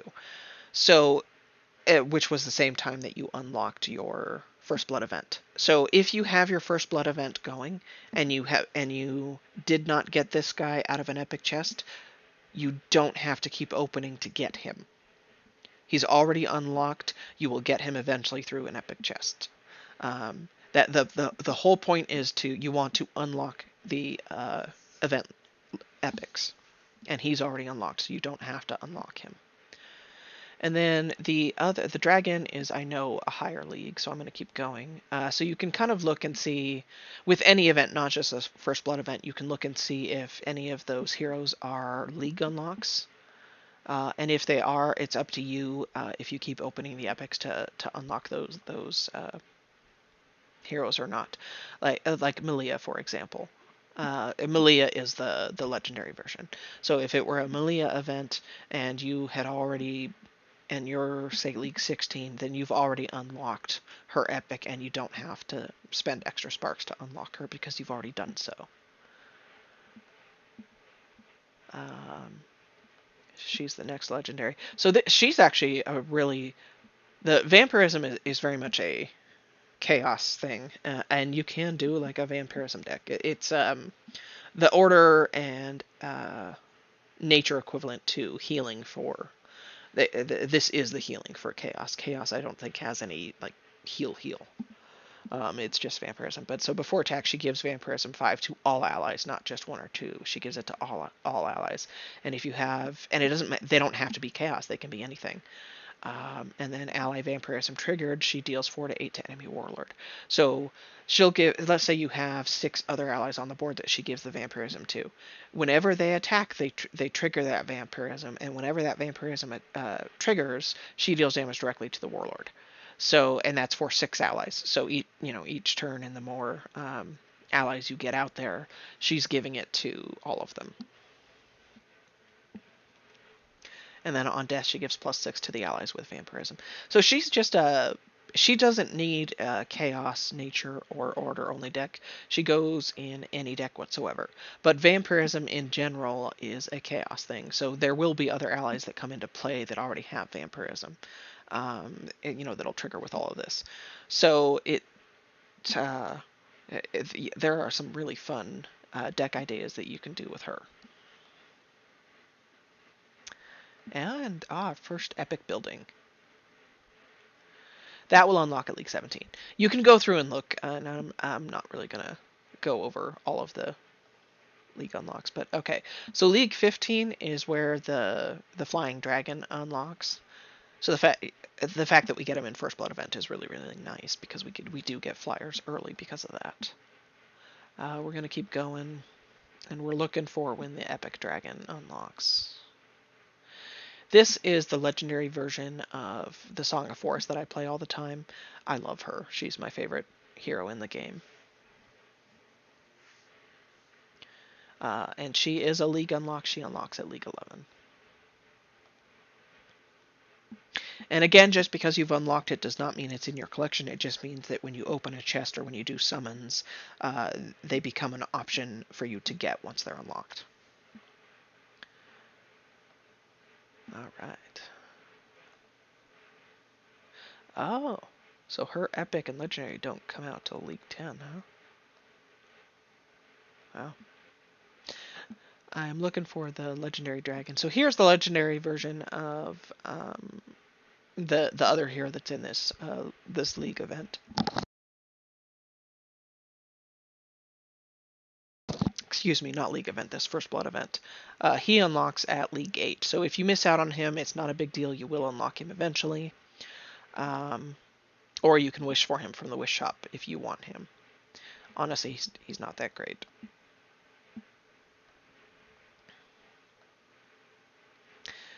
And the legendary dragon unlocks at League 6. Chances or the ability to get to League 6 as a free player will take years, not months. So unlocking her through Wish Shop will be a good thing if you don't get her through the First Blood event. She is actually pretty good. Ally death, she gets +7 hearts. When she attacks, she deals 5 to enemies around the target in a radius of 2. So her splash radius is bigger. Whereas with the epic and the blue version, the splash radius is only one block around the target. And there's the epic. So the epic version of the dragon does not unlock until League 5. So in this First Blood event, absolutely you want to unlock the epic dragon, and you want to unlock the epic chaos guy. Dark Knight. If you've once you unlock Dark Knight and the Dragon, you can stop opening epic chests. Because the other event epic unlocks at League 22, which is the same time that you unlock your First Blood event. So those are the two that you need to unlock in your First Blood event. Is the Dark Knight and the Dragon, Emerald Dragon.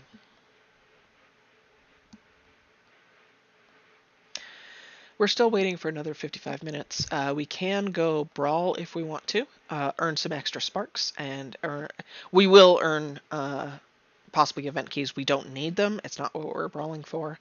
But you can brawl and get, when you do get sparks, you'll get 50 sparks. So it is nice, and I think, I'm not sure what the maximum number of sparks you can get from brawl a day is. 750 maybe? Which if you do it all 5 days, get to, what, 3,500? Plus all the sparks that you get from the event bosses and the sparks you get from if you stay on top of opening your chests in League and come back. The 5,000 sparks is absolutely possible in every event. Just not if you only log on once a day to get chests and you don't do any brawling. Alright, we got the 75 souls for her, and now we have to be actively on this window for an hour to get the 20 gems. The other thing you can do is, especially in the early game, is go and do some journey and see. We're going to go ahead and claim, and we're going to do some more journey battles here. Now the journey is a one-time thing. Once you've killed that journey node, it's done. You can't go back and re-kill it. Or well, you can. You're just not going to earn anything for it.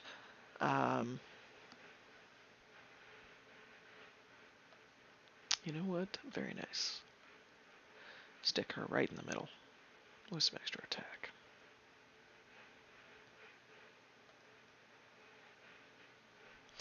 I'm going to read him because I'm not sure what he does.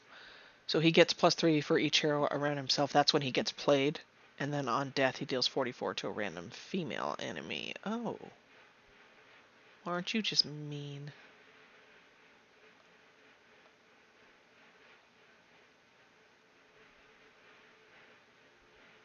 So he is going to kill her when she kills him.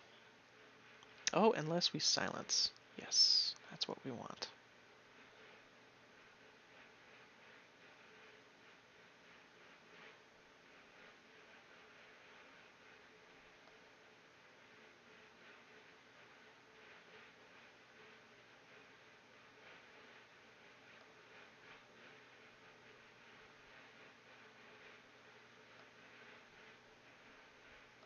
And there's the mother owl. So the bear silence is, I like it because it gets around a gnarly, something that they play that's gnarly that you maybe otherwise can't deal with. We could have dealt with him killing our Song of Force, but she is our power curve. She is what makes this deck so powerful.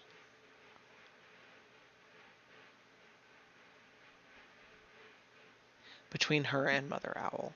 Mother Owl, the extra spawns. Those two are why the attack buffs get so big.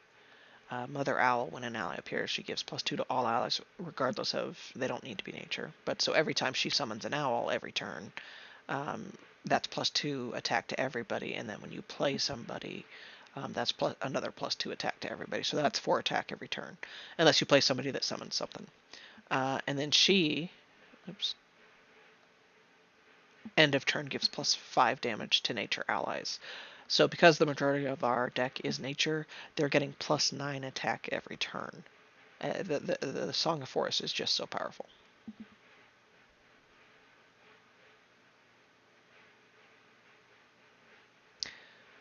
But she needs time to get set up, and you need to build around her.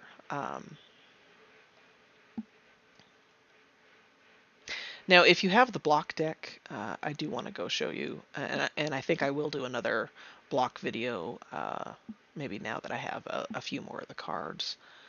But if you have the block deck, this, Ifei the Arrow, she is going to be the equivalent of that Song of Arrow for you, because ally block triggered, she gets +3, so her attack will get really big, and then end of turn she gives +3 hearts to allies with block. So she does the exact same thing, or well, she will buff the hearts of, and they don't have to be around her. You can place her on one of the ends, and that's fine.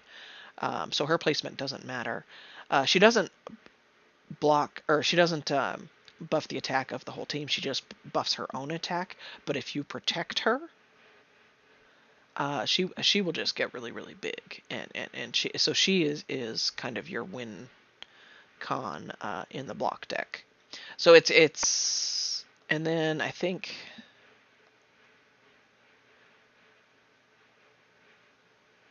So she when she attacks, if you're looking at the chaos deck, when she attacks, she gives vampirism 4 to a random ally, and any vampire triggered, she gets +2. So again, kind of the same thing. She's going to be, if you have a chaos deck, she is going to be how you. She's going to be your win con kind of early. So depending on what you're getting, or she gives an extra attack to a random ally when she's played, and she gives +2 to chaos allies. So look at your epic archers. When you are first playing, if you're looking to, and you haven't reached League 22 yet, you're before your first blood event, look at what you have gotten out of your summons and out of your chests, and build a based around what you're getting. But these archers, the epic archers in those first 8 leagues, are going to be what you build your deck around. And obviously, if you wind up doing a ×10 demigod summon around League 25, like I did, you'll play around your legendary, because you will get a guaranteed legendary.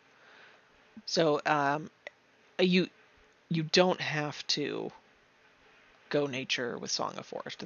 You go with what you're getting, and the epic archer that you're getting the levels for. They are really powerful, but you have to build around them.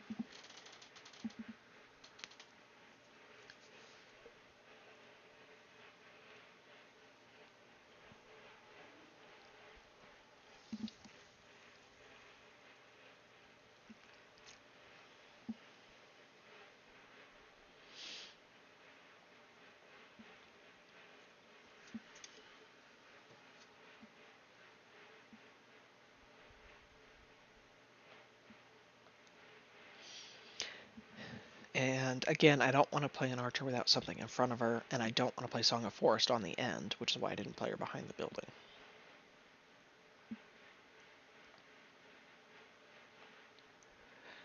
We silenced him because we don't want him doing another 20 damage to us.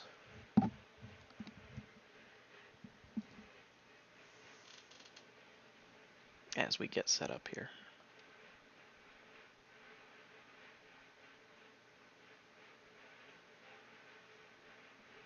And Song of Forest, it takes time to get her set up. It is the same thing with that block archer in order that I Fae the Arrow.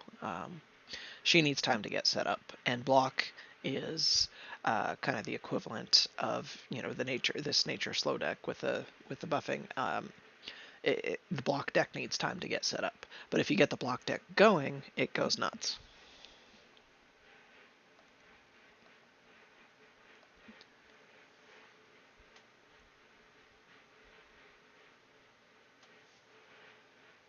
Now, if you get Prince as your first legendary, you're going to want to play a lot of the other heroes that summon stuff, and that's just a fast. You don't need time to get that one set up. That's your fast deck. That's a kill him quick type of deck. The attack buffing building that is common might be a good one for that deck, just to help attack. It can kind of help it get going past the initial oomph. I've done a lot of damage to you. It can help it build. And Prince and Lancelot actually fit really well together, so Prince going in a block deck goes really well, and he kind of gives you the time to set up. Because they're going to be busy dealing with Prince while you're getting set up. Alright. I do like placing the dragon in one of these middle two tiles. Reason being is because the splash, um, if she hits this block right here, or if she, okay, we'll use the building that's actually there. So if she hits the building, she will splash in the block in front of it, the block behind it, and the block to both sides. So her maximum splash that she can hit is 4 blocks, and that's only if she's in the middle. If she's on the side, the maximum hit, if there were something here on this +6, the maximum splash she could get is 3. So it just maximizes their placement is all. And I like sticking her. And it recommends the back row. Don't listen. She needs to be in the middle, because otherwise she will not give hearts to the front row. Okay, and that we are going to silence and spikes.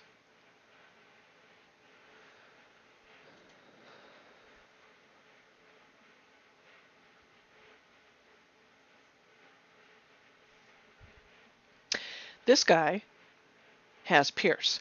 What Pierce does is hero damages all enemies in the same line as the target.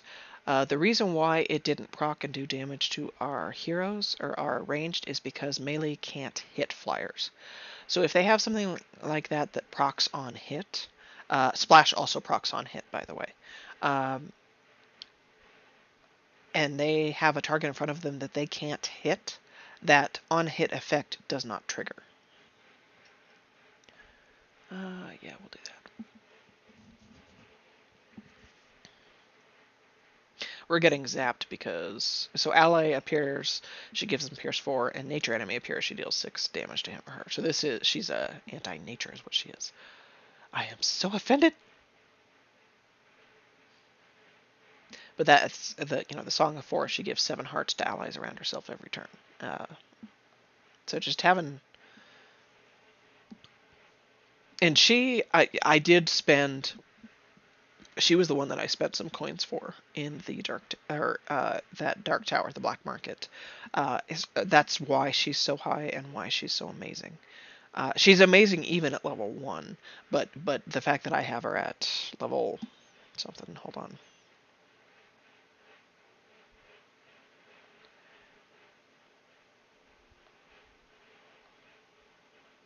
Get through all those real money pop-ups.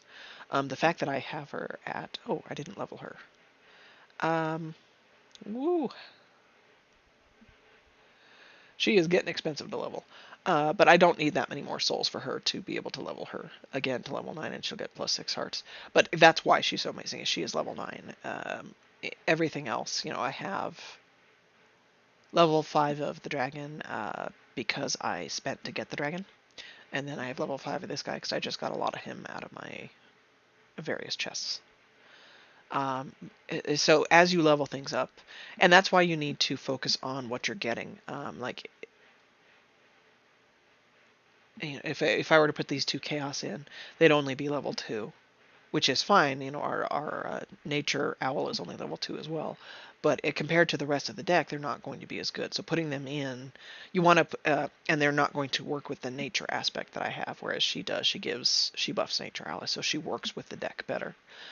You want to focus on what you're getting when you're building your deck. All right, let's go back to Journey. And let's keep going.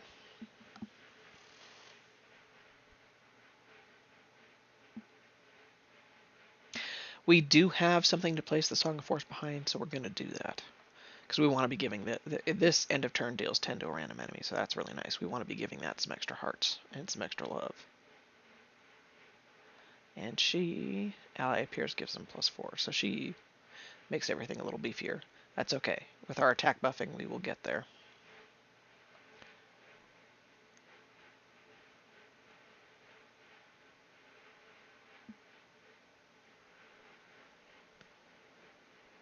And now, because this line is so strong, they're going to be trying to kill it every turn.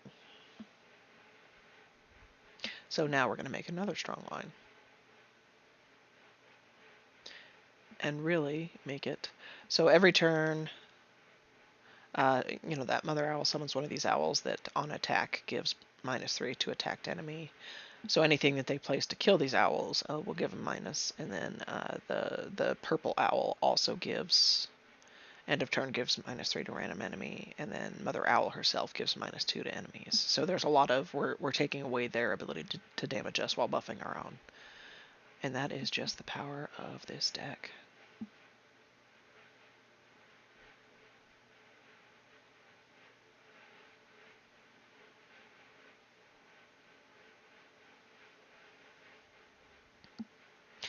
And again, as I actually do get some of the cards, I will do some videos with some other deck types so you can kind of see the deck play style. I will only do the training option and I'll show you the training option in those videos because I don't have a lot of souls for the other stuff, and I don't have the legendaries. Um, but I can still show you the general play style for some of those other decks. So you can kind of see if you're not getting the nature and you're not sure what deck to build, you can kind of look at, watch some of those videos and see which one kind of works with what you are getting, and then maybe try a deck similar to that with what you do have. Now this building is off to the side. We do not want to place her in the corner. These two corners are the worst places to place her. So I am going to give her an option to place behind this guy. She does a lot of damage, so we're going to do spikes now to kill her. The 14 spikes, so when she attacks it, she'll take 14 damage and die. Ooh.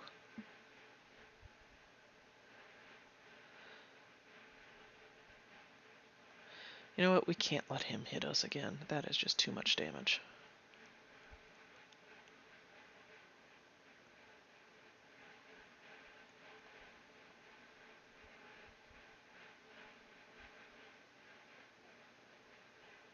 And the flying blocks those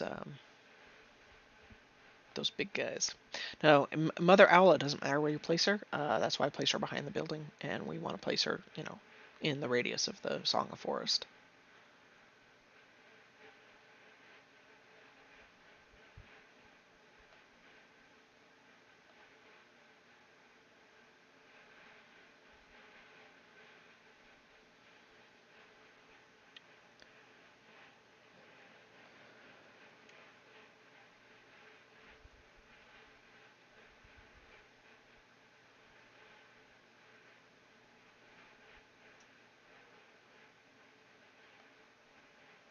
All right, all right.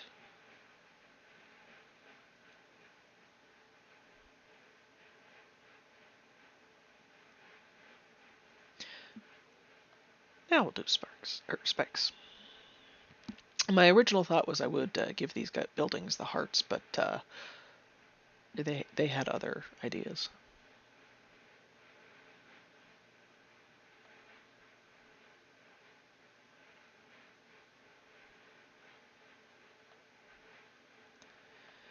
And you know what? We can't let her keep doing that much damage to us. Well, we lost. Okay. So now we know her units are going to come into play with a lot more attack, so we can't just build up one line. We do have to spread out a bit. And get the front line. Alright, we're going to give the dragon some plus hearts here.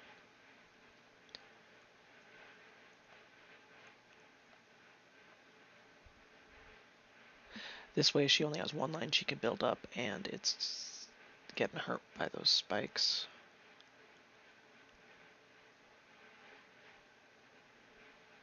And now we've got our Song of Forest in play. We can get stuff going across all lanes.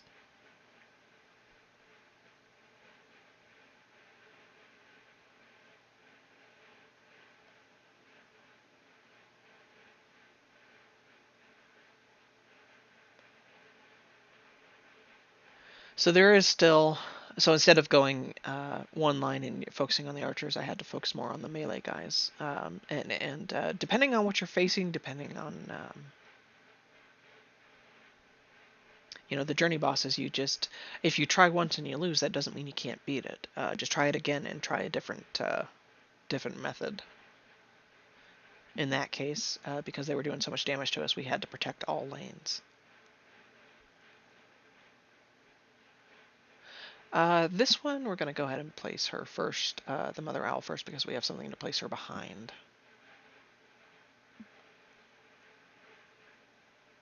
Oh, spikes.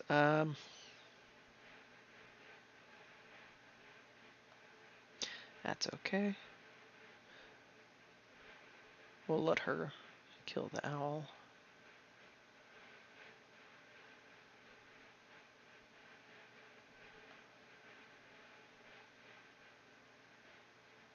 And we're going to let her hit him with spikes because she'll die. And that takes care of that. Alright, and now we're going to get a melee, and we're going to get Song of Forest and play in the middle there.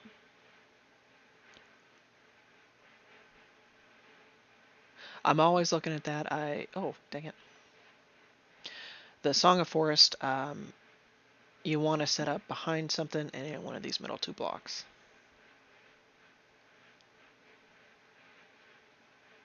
And she is one of the few where her placement has to be that specific.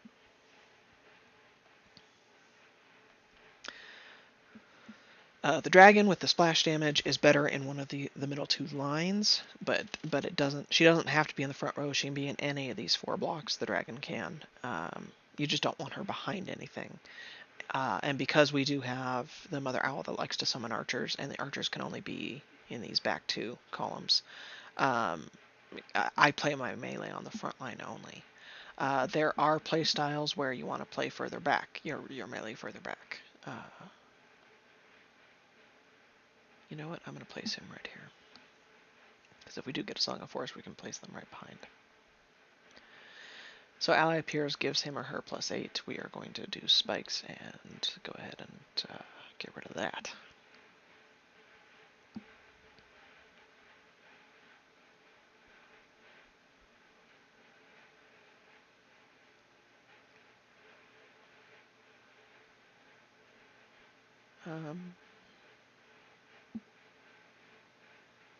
You know what? Nope, we gotta do Mother Owl.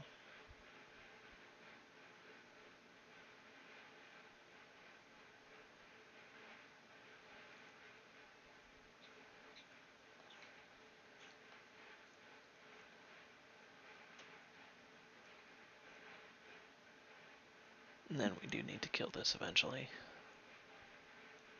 This apparently gives, yeah, 5 attack. Yikes. Alright. Now we're set up with Song of Forest. We can start focusing other lanes.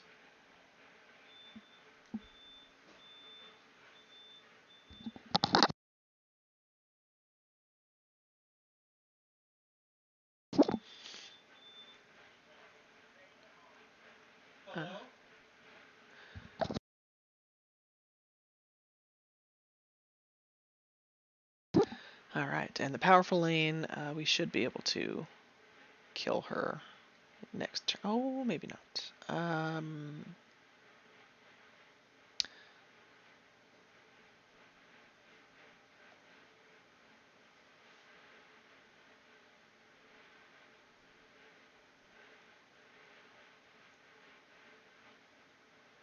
Alright, well, we came close. We're going to give it another try here.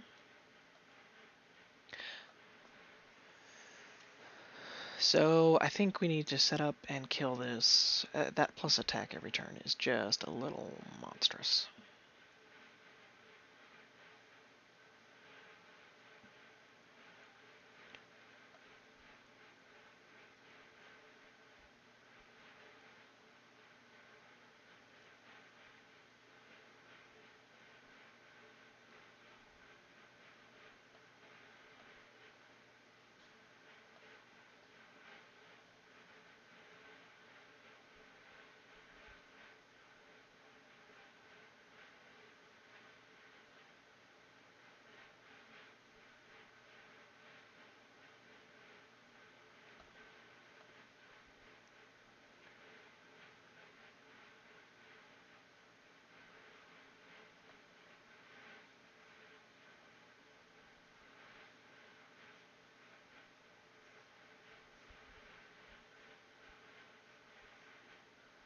So in this case, the buildings are what was allowing her to do that kind of damage.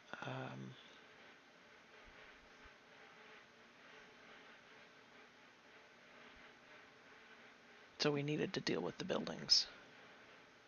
Oh, we are having trouble getting set up here.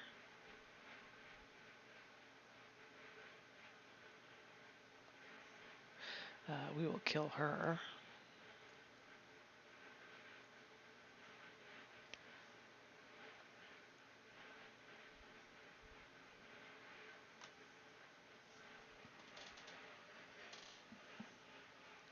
I went with Mother Owl because she had the chance to spawn some stuff, and it didn't happen.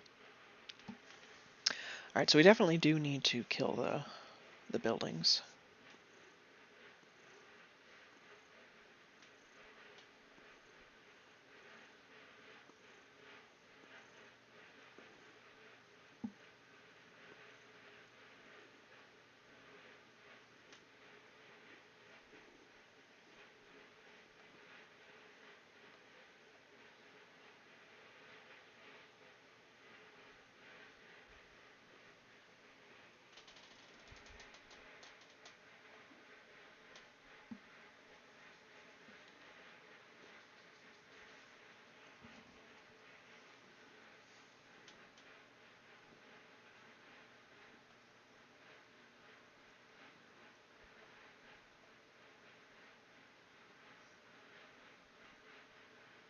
And now we've got Song of Forest. They're going to do a lot of damage to her here. Oh, they kill her. Damn it.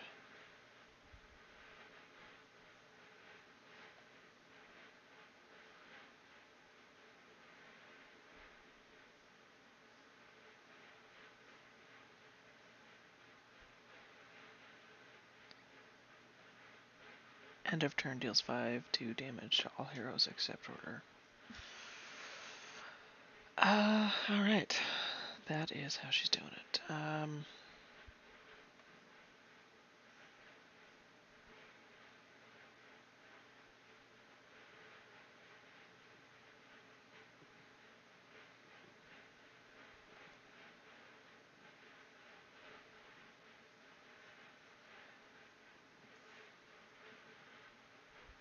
We have to get, our only chance of winning with this deck is we have to get Song of Forest set up, and she needs to be able to survive and not take that much damage first turn.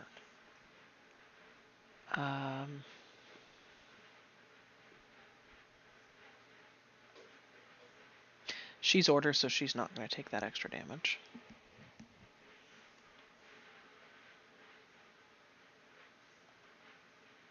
And we are just going to place Song of Forest off to the side here.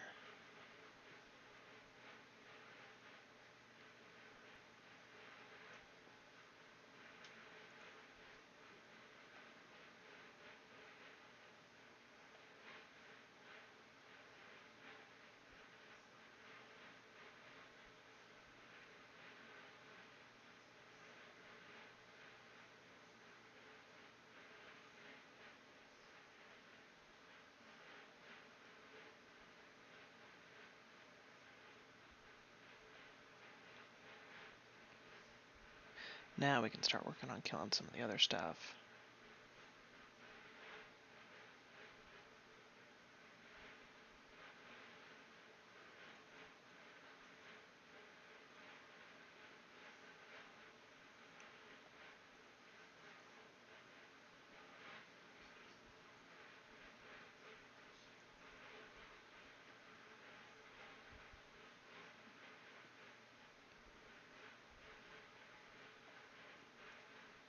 And we have a wide open lane to kill her. There we go.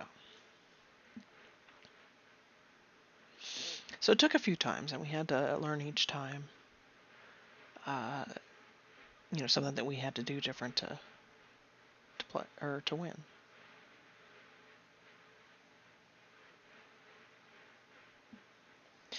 I'm going to come in here and claim these trophies.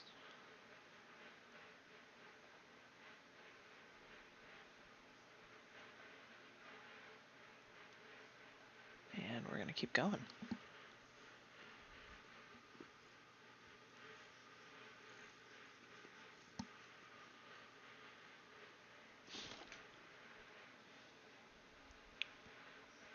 we have the ability to place her in one of those 2 blocks behind something, so we're going to do it. Perfect. Spikes. Dragon. Or, Mother Owl.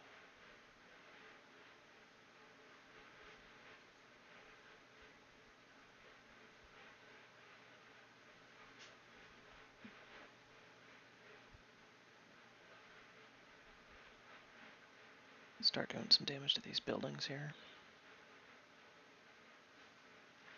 We will silence that guy. Reason being is when he's attacked, he steals 2 damage from enemies in line. We don't want him getting beefy. Alright. Alrighty.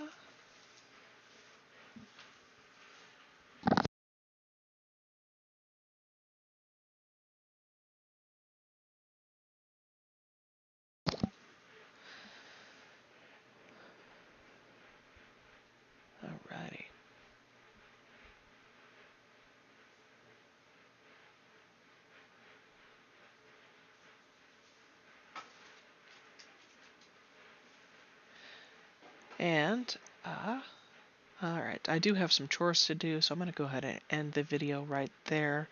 We will log back on later, do another video, when we, with the season, end of season rewards and all that coming up. If you liked the video, please thumbs up it. If you enjoy what I'm producing, please subscribe to the channel. This is Amualani. We will see you next video.